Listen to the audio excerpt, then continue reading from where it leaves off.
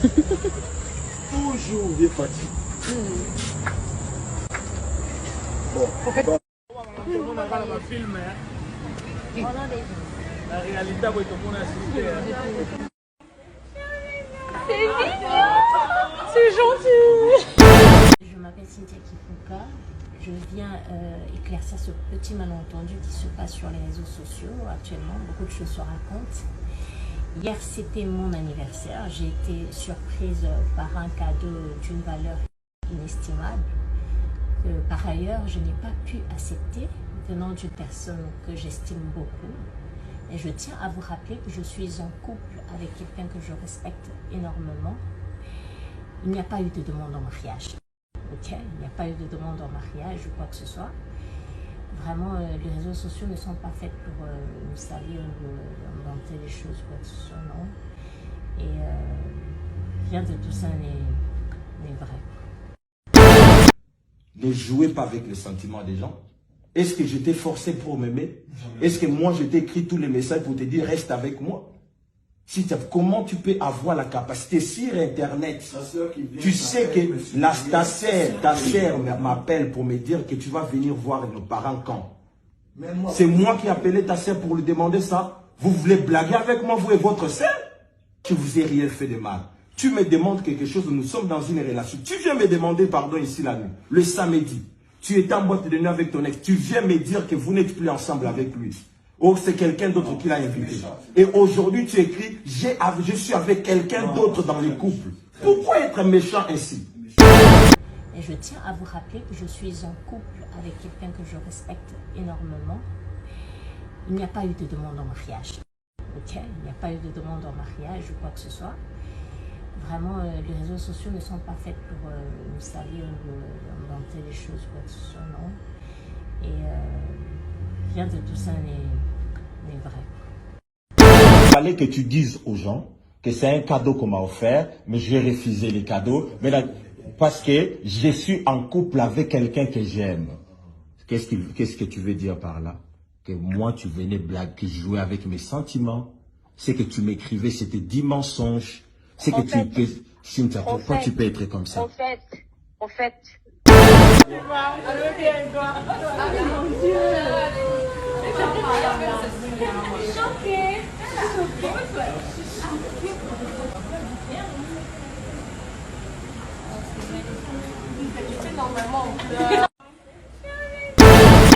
Naka wana ndeti ye mo pasteur aolobake a joué na ba sentiment na ye. Tu vois? Donc côté au pasteur a joué espérer makambo susu. Nzoka ndi mwana mwasi pe azana makambo susu. J'ai discuté avec le prophète et le prophète a demandé que je te dise que si dans les minutes qui suivent, tu ne fais pas une vidéo pour démentir tout ce que tu viens de dire, c'est qu'il sortira les captures d'écran et même quand tu es venu la nuit à l'hôtel, etc. Bonzambe na bonzambe lola ezofuta simananto ya kolobake nzamba boto kwaye lisusu na manso zo sala biso. Un grand merci na bino nyonso bola na biso bo benga biso de partout, toujours na cadre ya ko informer bien aimé dans le Seigneur. Le loto yambi moko ya bande bo découvrir tout à l'heure là. Mais nous remercier na bandeko ba soutenir biso. Là je vois le pasteur Feza Missia, la bouche autorisée de l'Éternel depuis Zurich. Na filo mukwaya motema bivin c'est de homo depuis Londres pe na maman Gisèle Luke le motema papa Emmanuel na Boston. Maman Mami Mbunga motema papa Blaise Munga na Suisse nzamba lola amona yo. Bonzambe na bonzambe Yesu nde mosuki si bien aimé dans le Seigneur. Toza awa n'a rien que la vérité. Après bien aimé vidéo tout le monde qui est, il y a pasteur Philippe. Qu'est-ce qui s'est passé après Bamaramnion Soyo? Tu m'as flair bien sûr. Toujours bien fatigué. Bon. On a un film. La réalité, C'est mignon. C'est gentil.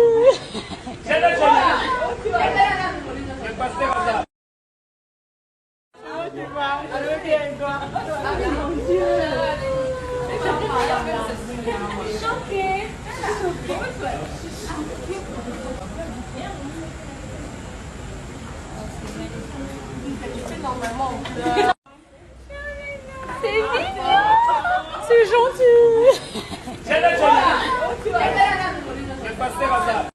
Cynthia Kifuka. Je viens éclaircir ce petit malentendu qui se passe sur les réseaux sociaux actuellement. Beaucoup de choses se racontent. Hier, c'était mon anniversaire. J'ai été surprise par un cadeau d'une valeur inestimable que par ailleurs, je n'ai pas pu accepter venant d'une personne que j'estime beaucoup. Et je tiens à vous rappeler que je suis en couple avec quelqu'un que je respecte énormément. Il n'y a pas eu de demande en mariage. Ok, il n'y a pas eu de demande en mariage ou quoi que ce soit. Vraiment, les réseaux sociaux ne sont pas faits pour nous salir ou inventer des choses ou quoi que ce soit, non. Et rien de tout ça n'est vrai. J'ai juste de comprendre ça, merci. Ne jouez pas avec les sentiments des gens. Est-ce que j'étais forcé pour m'aimer? Est-ce que moi, je t'ai écrit tous les messages pour te dire reste avec moi? Comment tu peux avoir la capacité sur Internet?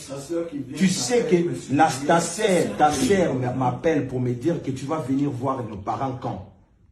C'est moi qui ai appelé ta sœur pour lui demander ça. Vous voulez blaguer avec moi, vous et votre sœur? Je vous ai rien fait de mal. Tu me demandes quelque chose, nous sommes dans une relation. Tu viens me demander pardon ici la nuit, le samedi. Tu étais en boîte de nuit avec ton ex. Tu viens me dire que vous n'êtes plus ensemble avec lui. Oh, c'est quelqu'un d'autre qui l'a invité. Et aujourd'hui, tu écris, je suis avec quelqu'un d'autre dans le couple. Pourquoi être méchant ainsi? Vous pensez que vous contrôlez le monde? Parce que tu as 100 et quelques abonnés sur Instagram et tu veux jouer avec moi. 100 et quelques abonnés, c'est quoi? Tu veux salir ma réputation. Cynthia, Dieu est vivant. Est vivant.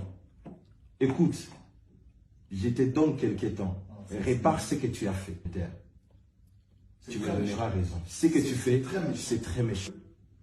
Quand tu m'appelais chérie, j'ai besoin de telle chose, tu parlais ça à ton ami?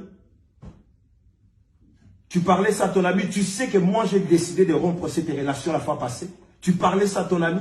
Non, je ne suis pas méchant. Pourquoi tu peux... Moi, tu me traites comme ça. Là, pour me dire que non, les noms de la famille, les vidéos que vous mettez sur l'internet là, où vous vous affichez avec les hommes là, vos parents ne voient pas ça? Vous voulez blaguer avec moi? Mes parents. Moi, je n'ai pas de parents. Vous savez combien de parents que moi j'ai? Ma mère Cynthia, et mon père m'ont obligé, prophète. je vais te montrer combien de gens qui c'est d'Afidou et les autres, combien ils m'insultent moi sur Internet. Moi, ils m'insultent sur Internet. Ils m'envoient des vidéos en train de m'insulter.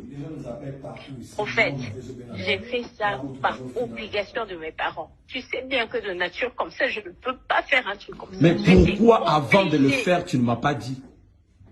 Mais je t'ai dit, ma soeur est venue te voir pour Moi, je t'ai écrit. Est-ce que toi, tu m'as répondu? Moi, je t'ai écrit, tu m'as répondu? J'étais surtout... Comment je me sens. Cynthia, pourquoi tu ne pouvais pas dire seulement aux gens que non, désolé pour la vidéo, ce n'était pas les mariages, ce n'était pas les fiançailles, c'était juste un cadeau qu'on m'a offert. Mais tu ne pouvais pas t'arrêter là. Il fallait que tu dises aux gens que c'est un cadeau qu'on m'a offert, mais j'ai refusé les cadeaux. Mais là, parce que je suis en couple avec quelqu'un que j'aime. Qu'est-ce que tu veux dire par là? Que moi, tu venais blaguer, jouer avec mes sentiments. C'est que tu m'écrivais, c'était 10 mensonges. C'est que tu peux... Cynthia, pourquoi tu peux être comme ça? Prophète, ce n'est pas grave. Je veux démentir tout ça. Aujourd'hui, je suis célibataire, ce n'est pas grave. J'ai démenti. Aujourd'hui, toi, tu es célibataire. Toi, tu as dit là-bas que tu es en couple, non?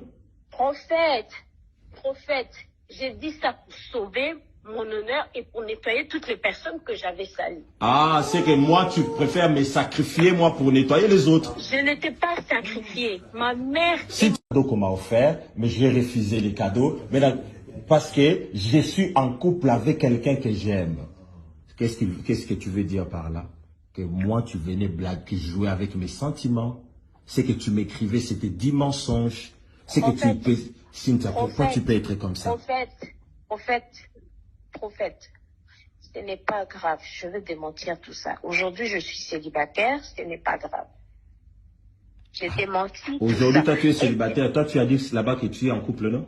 Prophète, j'ai dit ça pour sauver mon honneur et pour nettoyer toutes les personnes que j'avais salies. Ah, c'est que moi, tu préfères... Ne faites pas la vidéo. Aujourd'hui, vous me faites passer des normes qui...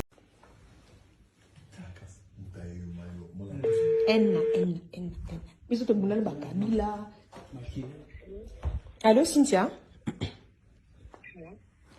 J'ai discuté avec le prophète et le prophète a demandé que je te dise que si dans les minutes qui suivent, tu ne fais pas une vidéo pour démentir tout ce que tu viens de dire, c'est qu'il sortira les captures d'écran et même quand tu es venu la nuit à l'hôtel, etc.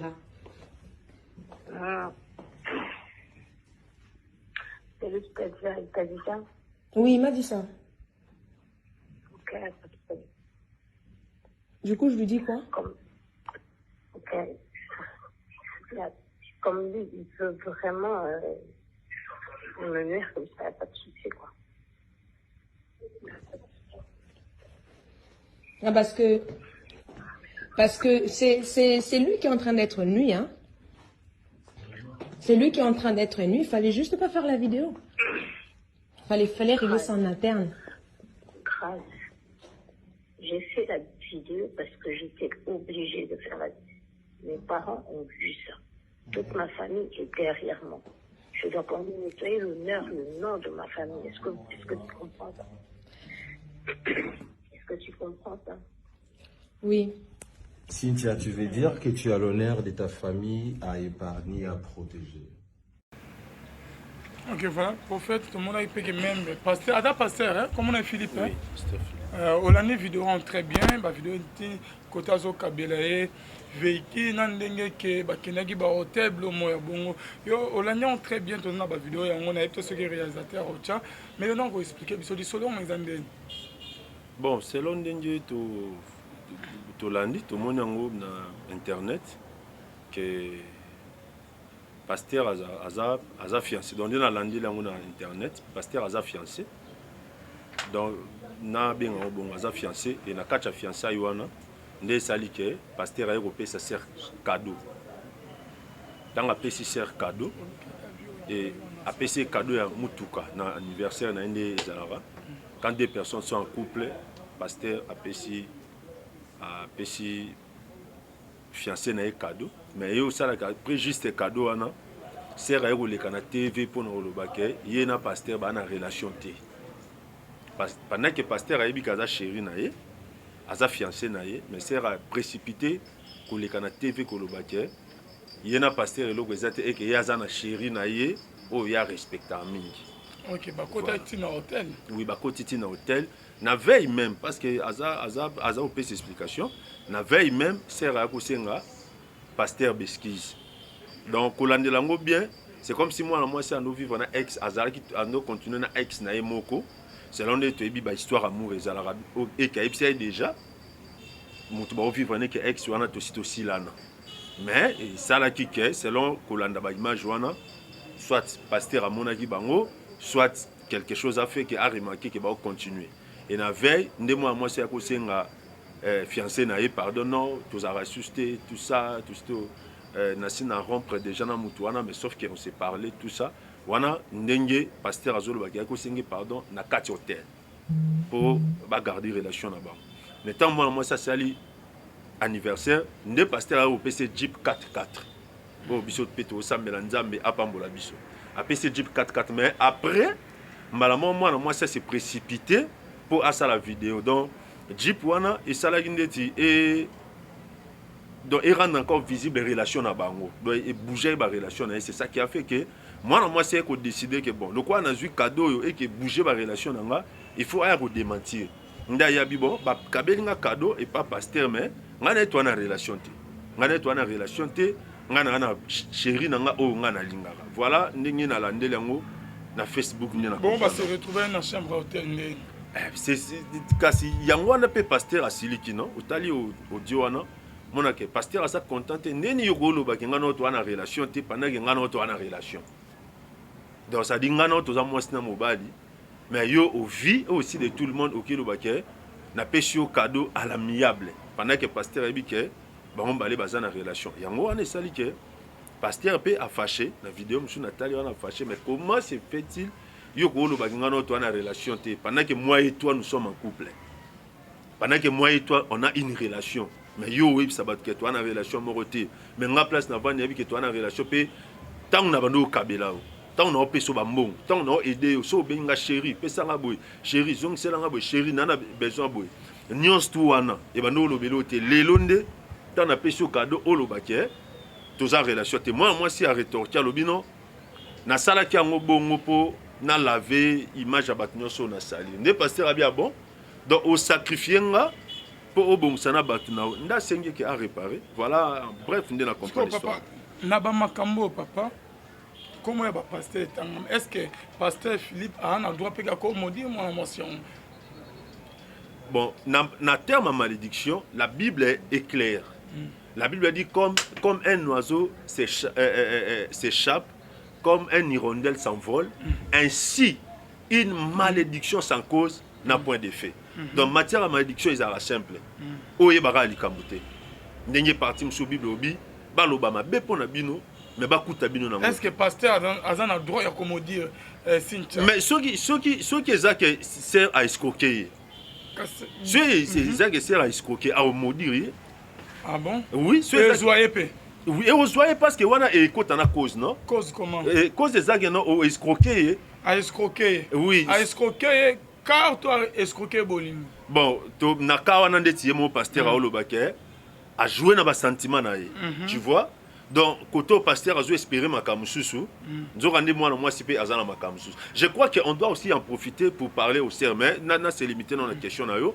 Nakawa na pasteur pe akolobele mabe kozwa si seulement ndenge to tali na vidéo eza bongo que sera escroquer. Moni muto apesi yo cadeau na ye na idée que yoza chéri na ye, oza fiancé na ye.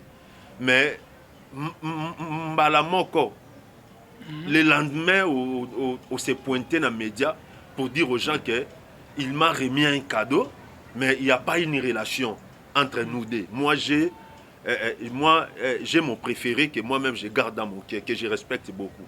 Au moment que le pasteur aussi s'est senti vexé. Mais qu'est-ce qui se passe que moi si on a une relation na fête na anniversaire na PC cadeau mais à quel obake on a une relation te voilà un peu donc à quoi maudire joyeux peu oui so ba maudire yo et que vous a concerné et vous parce que la Bible dit une malédiction sans cause n'a point d'effet. Cela signifie que quand la malédiction a une cause, je crois que j'aimerais profiter pour dire aux gens au moins na mukili batino su bazarande moté ils a mutu soko sali likambo atiki mais après na batumsu bazara so salier likambo aolinga alobelo mabe aolinga alobelo likambo boy yango na mon frère ma sœur quand tu as un problème avec quelqu'un bandana ko luka ko bongisa na mutu wana eza même sagesse o Yesu apesi biso abi avoko manande kono na tribunal avant de passer devant les juges bo tâcher na bo résoudre likambo wana à l'amiable oyebi na droit baloba elo moko mieux vaut un mauvais arrangement qu'un bon procès. Muto mayele assis à likamda l'amiable. Eza batebele ba vina bango ebebi pona marambo. Oya osala batmabe omona muto na place aza ata laquelle était. Ata a maudire yebo était. Mais du fait que mutazo gémir azo yima na kati na ye. Oh pour que c'est un ata laquelle ma bête mais à moi sur a senga boy poani. Il faut écouter aboya ninga. Il faut que sanga boy mais a jouer na ba sentiment nga et puis a zwinga mutuka. Monique eza bien. Est-ce que papa Basine, pasteur Philippe, attaque à Kabela qui est véhicule. Comment peut-être que pasteur peut que après c'est il n'y a pas maté à coucher qui n'a fait non. Non. Ne pas maudire rien que à coucher qui est ou comment. Non. Je crois tant que total vidéo. À coucher qui est quand même pas maté. Tant que total vidéo. Na évité mais la vidéo na qui kambo coucher na kati. Mais nan peut toujours monde là-bas ni ba page biso peut toujours confirmer que. Il peut y arriver. Toujours ça analyse. Oui. Basé en relation. Oui, dans la relation. Il cadeau, il y a véhicule. Tout le monde a photo na la maman que on dirait que pasteur a dans un hôtel. OK. Hein? Côté mususu ba publier na ba Facebook que pasteur na kata hôtel na chambre, puis on appelle côté mupanzi, l'homme de Dieu ba tie bouteille mo ce qui a fait ce qui a whisky mo paiement na kata hôtel. Bon, ça, on l'a dit bien. Le pasteur est clair. Parce que moi, je me dis, le quoi pasteur anime comme ça la vidéo en plein air. C'est que pasteur a si une relation à Bango. N'a évité ce pasteur a marié pour mon alliance. Pasteur a zone clair que moi, c'est un fiancé. Mais moi, c'est à Wangani. Mais moi, c'est à Wangani. Quand ce monte, moi, c'est à Wangani. Mais tant il y a bengi moi si abando ebisete ezangate j'étais forcé par ma famille. C'est ma famille qui m'a poussé à cela. Ne pasteur ebisier tant on a pesa ko mbongo famille ana ezala wapi. Tant yo benga nga chéri na besoin lo be na pesa ko famille ana ezala wapi. Nenga tant on a pesi yo jeep no yebsanga ke na seul maman par famille. Kota lelo ko na bien vous remarquez que l'homme et la femme sont en relation. Bah, en relation, bah, on m'y balait. Mais c'est comme si moi, si on a ba liaison est belée. On dirait qu'il y a un qui pasteur, Philippe net qui piné des réserves. Comme Mouchina nae. Mais Adam nae na chéri na titulaire. Oui, ana chéri na titulaire. Oh, bah na basi baloba des bases nae. Des bases nae. C'est quoi pasteur? C'est quoi pasteur à la fournisseur. Donc pasteur yem ta bisa ba mongo, yem ta sala ba visibilité. Ça dit. Alinga qui fi na bolingwa solo. Pasteur c'est quoi alinga pe na bolingwa solo. Mais quand des filles ont un sentiment quelque part. Et puis cela ne signifie pas qu'il y a un sentiment mon corps. Parce que tant que moi c'est à l'obi, abi boui, abi, on a une relation na nga moko. Relation na moko, on a soit bazar 2, soit bazar 3. Boye bandeni. Pour moi ni vie à bana basi lelo c'est très compliqué. Moi c'est ko lo ba ke mon amour na pesi ombote. Mais yemo na muté mais bi ke ba 4. Loko atangi kombote, mutna mutuna kwaza. Azuka par na. Tanga epano abiso na pesa ki ombote oyokaki so pa ke okunabi na pesa ki ombote oyokaki so pa ke okunabi na pesa ki ombote donc ayebisi pasteur ni abi na ngana laver batu nyonso na blessa donc olanda moi si bien vous remarquez que aza ba relation na ye mais pasteur aza fournisseur pasteur nde muta rendre visible na ba moyen matériel il donne l'argent il achète des vêtements il achète ceci il doit faire visiter balier tout ça mais Alana bolinga pasteur te. Aza bolinga pasteur te. Et l'autre wana des autres de tout ba via ba jeune fille lelo. Mais ba jeune fille belé ba comme bon papa concerne nous ko pesi na ba sœur na biso ba na basi na biso OK. Ba zolinga mibali ba zolia ba mbongo na bango mais ba na bolingo na bango te. Te conseil penda to ko pesa bango ezake moni ndeko Alvin mutu nenga ganya mbongo ne ebité. Nde bat baluka mbongo bo moni mbongo na vie mutuka kwa simi mbongo nenda yeba place na zo ango. Alors no moni loko wana ils ont détruit ba vie à ba jeune fille. So lingi mobali wana te mais pourquoi olia mbongo na ye? Pourquoi o jouer na ba sentiment na ba émotion mutu? Oyebi ma sœur mon frère. Oko bala lelo. Ba makamsu to mona na ba couple tamso lelisa mobali mo ti lelo alela. Olia ba mbongo o escroquer ba mbongo jouer ba biloko yo ki obali okantike esilité. Bible zoloba Nzamba za juste, il ne laisse jamais impuni les coupables. Moutinho soit salamabe d'une manière comme d'une autre. Nzambe alandarai. Non, pas ça va jeune fille conseil. So lingi mobali wanate. Ma sœur, eza simple. Tikande ko mbali abatu. Mais yo mo place au vendre bike frère wana. Tata wana na linga kete. Mais na oleka mbongo bo il faut nazala bien. Ndeko Alvin bana basi wa commander ni lelo. Azana o asomba téléphone. Azana o akotaki na boutique. Azana o a foutu la kendako. Azape na de base na. Mais moi oye bezate. Alors basser biloko wana ezo détruit ba vie abatu. Ata moi na mobile a lobby ma BT. Ya ngomoni ba mbongo wana pe basara na ngwelo te. Alors ça na ngwelo te ezalaka kolia, ezalaka bisomba somba, ezalaka bikota kota pe omona pe sili, HP poussani abalite. Je crois que tu peux te ressaisir. Au compare que te na kolia ka ba mbongo bana mbala batu te mais na olinga bango te na kacha mutema. Luka mobali na yo akoza na mbongo ebelete mais il peut te procurer le bonheur de la vie akope so kimia akope so songo bo construire vie ensemble oko même la paix mobali mo bénédiction vie ozo luka et pas papa wana et pas ba tonton wana nzambe pa pesi mo ba mo bien lelo ba sugar daddy sugar daddy donc ba papa fournisseur vie ozo mona et pas ba papa na nzamba ko pesa ngo pe na moi mobali wana ane lokote apesi yango pas commis na vie. Combien de personnes lelo o bazaki ne logote menza bazu mobali na tombole a commisé na mo. Problème ya bande ko na biso basi pe lelo lokoso ezoleka. Lokoso surtout téléphone ezolo ba mamikolo kombo nango iPhone Spark iPhone X11. Ne lo ma bende yango wana. Il faut zala nango car il faut kasa il faut kanga selfie. Comme on a ba âge mo boliba les autres ba musko ko liba te oyate prière ba bossa les passer na ba makamba a bossa les passer na ba et puis à un certain moment mona a luka su liba la tango luka na botana nani kasi po mobile akoko bala aleki ça il a besoin il y en a besoin d'un iPhone X11 azana iPhone Pro, azana téléphone à lelo, ba te kango $1,500. Sur $1,500 wana otala na garçon na fiancé na ye wana po na epsi c'est mon abi bino langage na bino koma kaka ba célibataire bazwa mibali na bazwa basi na charge te yango wana boki duka ba papa wana mais célibataire $1,500 au papa na aussi son kolomoko na flat na boutique mais yango célibataire olinga akebala ah ko ça la dépense wana te iPhone X Pro wana yo luko somba wana célibataire a raisonné ya mbongo après d'autres mais ce qu'on mbongo wana après d'autres que si asombelo ko elo moyo simba ka bo o te dadi omoni mokila le don ba sœur à part les lobby pezali kolinga te lobby na place wa ndoluka libala okomotala okomobeta misu bon na bota na nani limbisa mpona kombo na bota na Junior na bota na Antoine na bota na po age pusani ndo mona sera ke lukaka mo donc on a epso mambo esalama na mokili mwana mwasi atiki koluka mobali abale makomo luka age pusani na bota ta mwana ngai voilà l'homme de Dieu question na musu ces aboy ndenge ni yo pasteur oko se retrouver pasteur a bien fiancé né mais na chambre ya hôtel boke se retrouver ko sali na ba bouteille ya ba masanga bon nako juger penda ba sentiment na bango te délivrance mais par rapport à la Bible na yebi que Bible elingi que ba fiancé ba yeba na nzoto te selon ce qu'on mokini bon non c'est ce que je dis non je dis par rapport à la parole de Dieu mais au bando ça la kuna na hôtel wana ndena yiki on a chambre ya hôtel na ba whisky wana ba bouteille yo un pasteur okuta na scène hôtel na ba whisky oyo ko bani non ndeko Alvin na hôtel pe bato ba ko question bakota ki non na masanga na chambre d'hôtel pe na bato bouteille so ya matini oyo ezalaki wana na bi na chambre d'hôtel pe bato ba ko question te na côté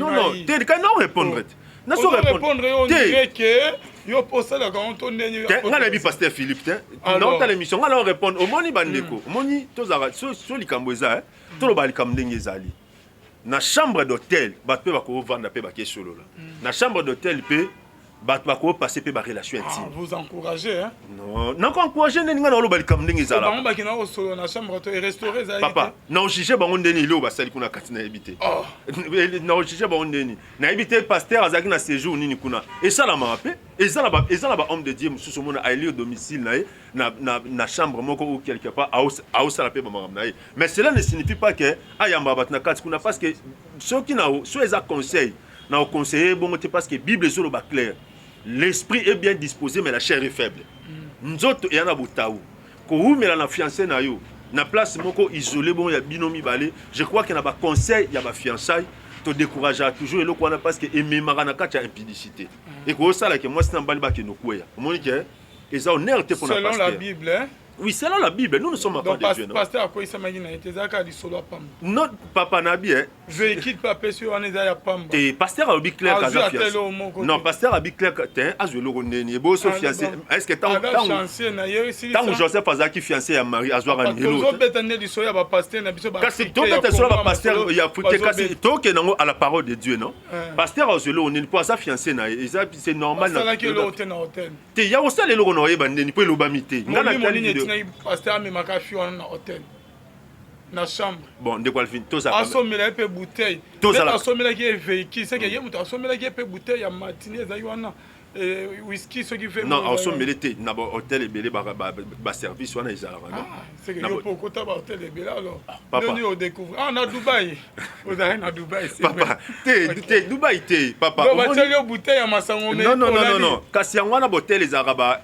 étoile moko 2 étoiles 3 étoiles 4 5 6 mais yo pasteur oza na fiancé neni on permet na fiancé na ba tell bouteille ya masango na mesa na ba verre eza wana bon en tout cas dans ta vidéo na moni bouteille ya masanga photo mo eza wana kay photo na moni on te mais ba mambo na moni hôtel eza place à mabete il faudrait d'abord dire pour son mopaya aye na mboka ke na vana nini hôtel mais nous savons aussi que eza pe ba place au mabe et que na sala matro entre autres impudicité débauche nyos tout wana mais hôtel eza place ya mabete eza place au mutu ako ki vanda mutu ako passer pe vine il y a aussi des familles oyo lelo bavanda na ba hôtel na monde entier que papa na maman na bana pour le moment ba kenon hôtel mo bavanda na ba ndo samba kam mais ma bezali nini soki pasteur à côté kuna na kati pour asa la vie moko mabe to pour batambola bien tena serre.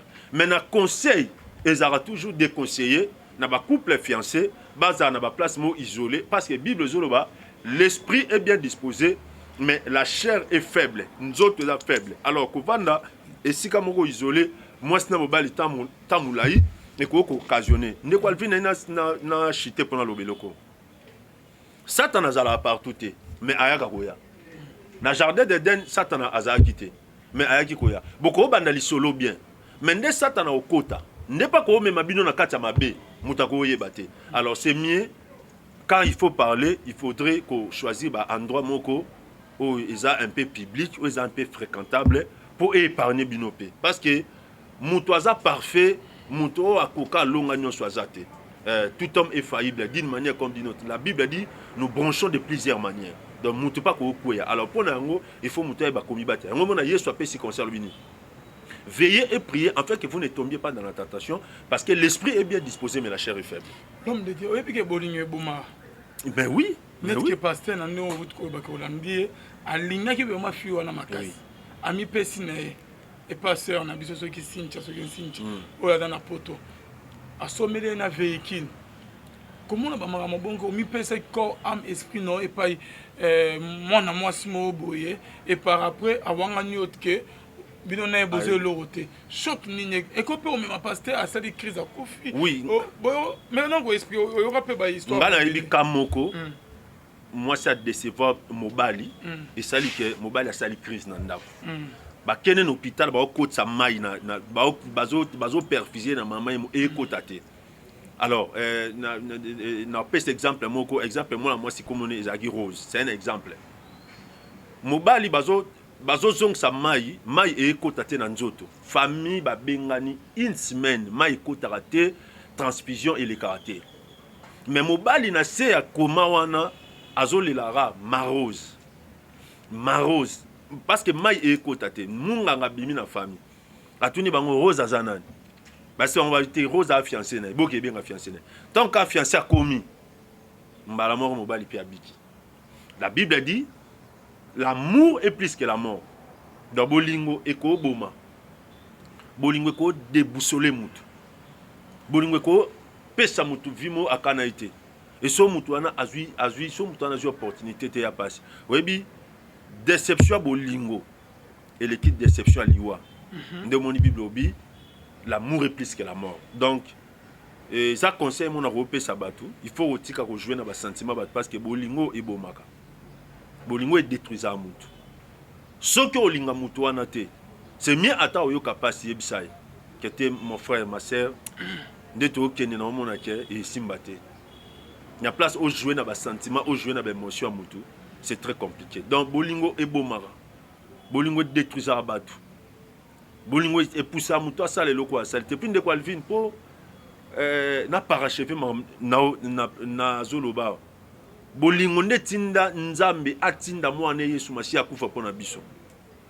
Donc, bolingo ne sala ke yesu akufa ne kulus.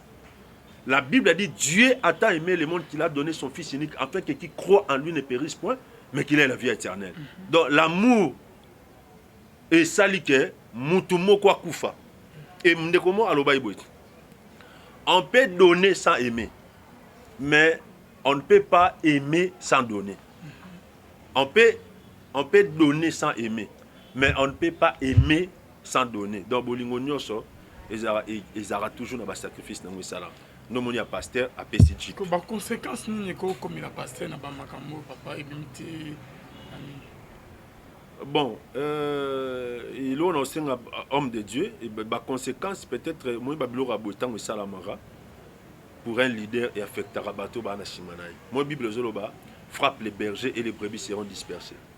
Ndé Nathalie affiche na moni, il a une grande église. Alors moi, Babilo kwa boye, tant que comme un leader, il y a Rawana. Et fragiliser peu bateau bana Shimanai et déstabiliser le ministère et les misarapé bateau belé et créer un peu moins de décadence mon avis à pasteur. Alors yangwana c'est important pour l'homme de Dieu tant que ça la relation mususu ko sambela ko mitika na maboko nzambe pour que nzamba sunga ke mutakuya na maboko bien. parce que babiloko boye ezala pe na ba conséquences mabe ebele ekolembiso pe Bible pour déception bolingo ekolembiso pe otali Bible boye pour ezelo ko evandi na mutema akokufa pe akokufa déconcentrer pe déstabiliser monique papa Bible au mona oyo yango moni bato to kamba fo basambela pona biso so ozana kimiate autant la Bible en a bien. Si tu as des problèmes, au consambela te. Pasteur moni penda que il faut que sambela, il faut que tu ameli les kamo za ngona mutema. Au tali Bible au mona eloko sa les ate. Yango mona Yesu abini. Yesu abi soko za li kamuna ndeko na yo. Et kolingo cho offrande. Tika offrande na temple ke bongisa. Il y a des choses qui demandent des réparations. Pour moi, sambela bien, pour Penzamba Zana. Et par rapport à comment il y a un abisso, les qui n'abisso est un ami comme on a que yenda zaina pasteur grâce au moyen de bon pour répondre à grâce na OPC conseil il paraît que yenda si mec téléphone azo sala bazaina pasteur azo enregistrer mon ngane bon pour na grâce bon je crois que basola ina pasteur sola a enregistré que dans le vite pasteur Zahina a besoin de rendre ma caméra publique, mais pour grâce à une sa conseil, il faut qu'on évite des fois comme on a ma caméra demain ou après demain et qu'on a des répercussions bien parce que la vie se définit on ne sait jamais. Et ça ma caméra comme on a vie les lots mon envoyé l'équipe mais l'objet cause en a des conséquences. Alors on a repéré ces conseils. Le quoi moi en Nzambe, le rôle la servante, il faut évacuer bonzambe et zamoulaï. Il faut qu'on évite combo et qu'on t'en a comme soupo et qu'on cause peu tort plus tard. Voilà. C'est grâce moi il y a papa moi il y a archibishop Cousino Fernando que je profite il y a pe sambo te place à Zali Nzamba battre la mosali nae Nzamba protéger. OK l'homme de Dieu toi qui na sou ya émission est-ce que ils a permis na battant na biso boza ba fiançailles boza ba fiancé que avant que beaucoup matina libala okoye bana banzoto te bana nzambe parce que boyo ko bala na neto lebi que bana nzambe na comprend déjà au découvrir mon bala na faiblesse sexuelle au découvrir moi peut-être que ça bien té na mbetu ba réalité belé donc réaction ne cause andel bon Bible il faut koye bana bien avant tout ça le mariage. Il y a beaucoup de théories. Mais Bible moi c'est mobile na infidélité. Il y a moi aussi. Ce moi c'est kuti mobile aza impuissant sexuellement. Et ça na maladie mon côté oh Yesu abik satan kulus. La Bible dit tout est accompli. Il faut s'ambela. Pourquoi mobile les mobile on zamba pesier. Le quoi moi c'est nzambo moi sur nzamba pesier. Il faut assembler là. Il faut abonder la nzamba ta mobile au pesinga, ta moi sur au pesinga asa peut-être impuissant. Ou bien azoko satisfaire ngate assembler nzamba. Mais en tant qu'enfant de Dieu, la Bible interdit il y a moi sito ya mobali koyeba na nzoto avant le mariage. C'est ce qu'on appelle l'impudicité. Dans mobali to moi si oyo bazo bongisa mapona libala. Merci beaucoup l'homme de Dieu. Natiko le micro. Aussi ces émissions peut-être ba mituna ba question sur na tuni ote. On me profiter.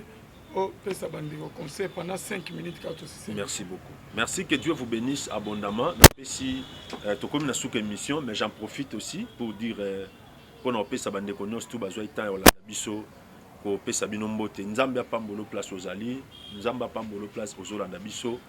Nandaku na yo, na bana na yo, na libota na yo. Alors, notre ministère, c'est le ministère de la délivrance. Dieu nous a appelés pour délivrer les âmes, pour délivrer les captifs. Alors, un seul message, Tozo Joango na Mukanda, il y a Luc chapitre 4, Luc chapitre 4, Luc chapitre 4, quelques minutes seulement. Luc chapitre 4, la Bible dit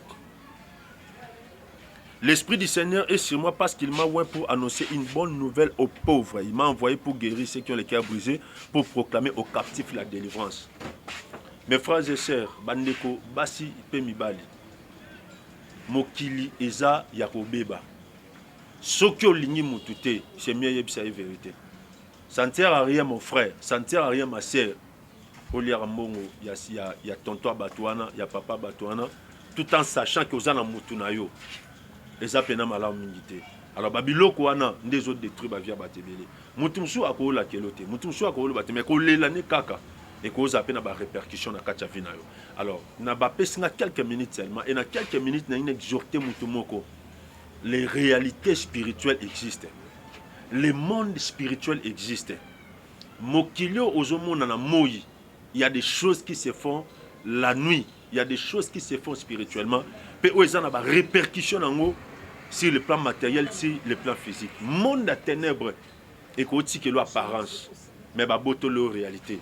Bah qu'au-dessus que l'apparence à beauté. Bah qu'au-dessus que l'apparence à aspect. Bah qu'au-dessus que l'apparence à intelligence. Bah qu'au-dessus que l'apparence à une bonne famille. Bah qu'au-dessus que l'apparence à apparence d'avoir de bonnes relations. Mais parce qu'il n'y a pas de l'union. Ils ont découlé dans ma camoine, ils ont ravi. Moi, si qui toko, mais mobile à malonga à yakate. Non, mon mobile à zamaye les belés, moi si mouto amaye les belés, mais à zuelango moussalate. Nde oromona moi si moussousou, à bala, mais ma beauté yakate. Nyos touana, et ça, la réalité spirituelle, et c'est belé. Monde à ténèbres, bâti que la mouto apparence, ma beauté, la réalité. Bakoti que l'apparence à bana, au boti bana, mais bazui bana wana. Bakangi bango lokwa ba captif ba boteli bango ba étoile nous mona bana bazo beba malgré éducation malgré scolarisation malgré nyoso zopesa bango excusez comme amour comme affection mais au sentika que éducation bana et qui est bien té nyango wana mon frère ma sœur ezo senga prière ezo senga délivrance ezo senga nzamba sungo nzamba kango la vie non alors benga biso na plus 243 89 69 16 721 plus 243 89 69 16 721. Nous allons prier pour toi. Nous allons prier pour ta situation. Et au besoin, nous allons te donner des orientations divines, des orientations spirituelles pour Esungayo. Il y a un problème, nous sommes éco compliqué. Mais Simbanga très bien. Monde à ténèbres, Mokila Molili, ba famille to botami nango, ba kutimo to bimi nango. Bien aimé, Afrique to botami, ba koti que l'apparence. Il y a un voyageur. Bakoti que l'apparence à moi na poto, mais bazui li pas mouli à poto balongoli. Bakoti que l'apparence à mutambo, mais bazui est sengo mbongo balongoli na katino. Bakoti que l'apparence à boga. Bakoti que l'apparence à belle fille. Bakoti que l'apparence à mutamayele. Bakoti que l'apparence à ya muto azana ba relation ebele, muto azana ba relation na ba autorité.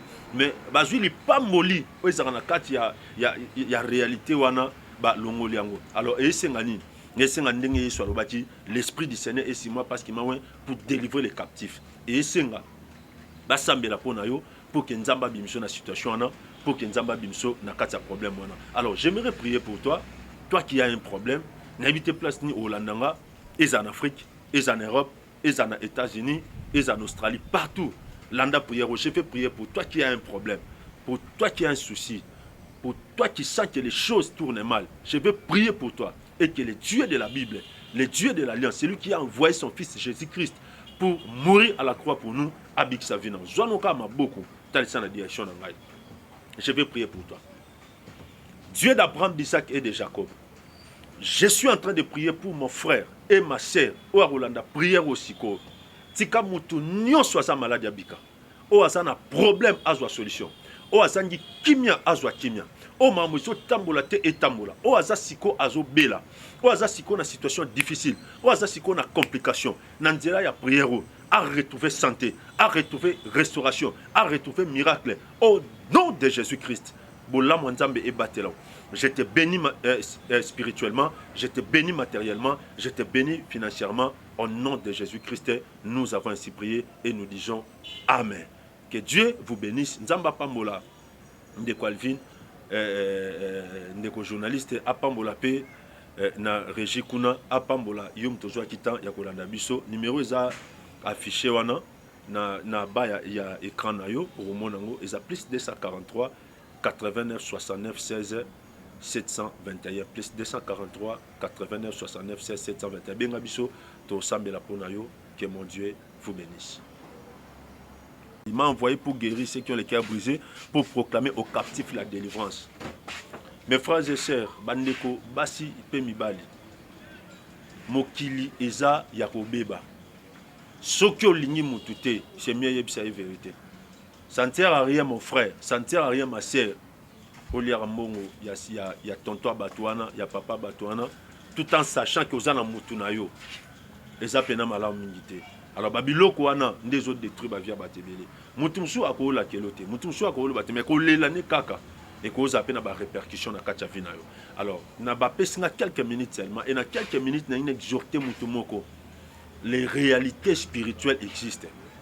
Le monde spirituel existe. Mokilio ozomona na moyi.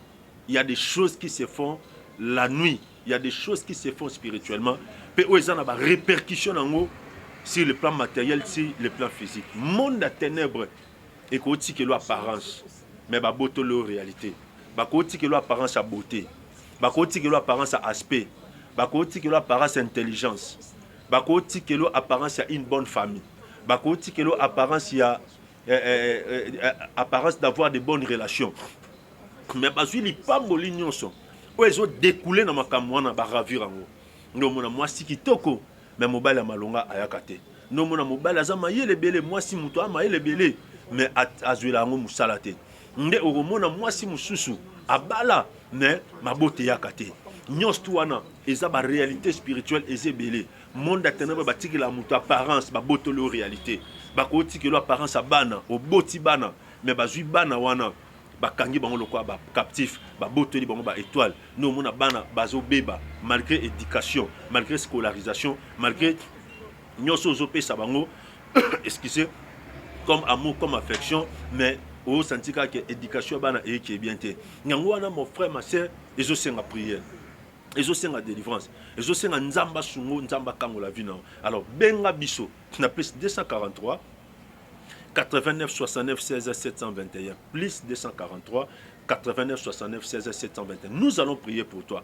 Nous allons prier pour ta situation. Et au besoin, nous allons te donner des orientations divines, des orientations spirituelles pour Esungayo. Il y a un problème, nous sommes compliqué. Mais si on va très bien, monde à ténèbres, Mokila Molili, ba famille to botami nango, ba kutimo to bimi nango, bien aimé, Afrique to botami, ba koti ke lo apparence.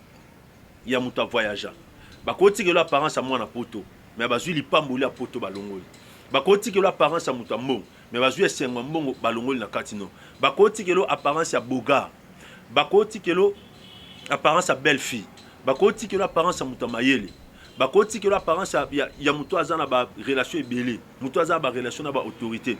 Mais bazui li pamboli, o ezana kati ya réalité wana ba longoli yango. Alors et sengani l'esprit du Seigneur est sur moi parce qu'il m'a pour délivrer les captifs. Et c'est pour que Nzamba bimso na situation pour que Nzamba bimso na kati problème. Alors j'aimerais prier pour toi, toi qui as un problème, n'habite place ni au Landanga, et en Afrique, et en Europe, et en États-Unis, et en Australie, partout. Landa prière, je fais prier pour toi qui as un problème, pour toi qui as un souci, pour toi qui sens que les choses tournent mal. Je veux prier pour toi. Et que le Dieu de la Bible, le Dieu de l'Alliance, c'est lui qui a envoyé son fils Jésus-Christ pour mourir à la croix pour nous, habite sa vie. Je vais prier pour toi. Dieu d'Abraham, d'Isaac et de Jacob, je suis en train de prier pour mon frère et ma sœur. O Arolanda, prière aussi. Tika mutu nyo soit malade abika. O asana problème azwa solution. O asangi kimia azwa kimia. O mamuso tambola te etambola. O azasiko azo bela.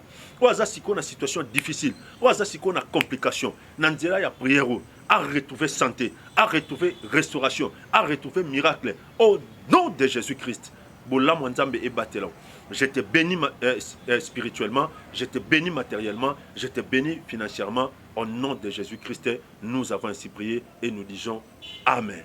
Que Dieu vous bénisse. Nzamba Pambola, Ndeko Alvin, Ndeko journaliste, Apambola P, na Régie Kuna, Apambola, Yom Tozo Kitan, Yakolanda Biso, numéro est affiché wana, na bas ya écran na yo, au monango, ils a plus 243, 89, 69, 16, 721, plus 243, 89, 69, 16, 721. Benga Biso, to Sambela Ponayo, que mon Dieu vous bénisse.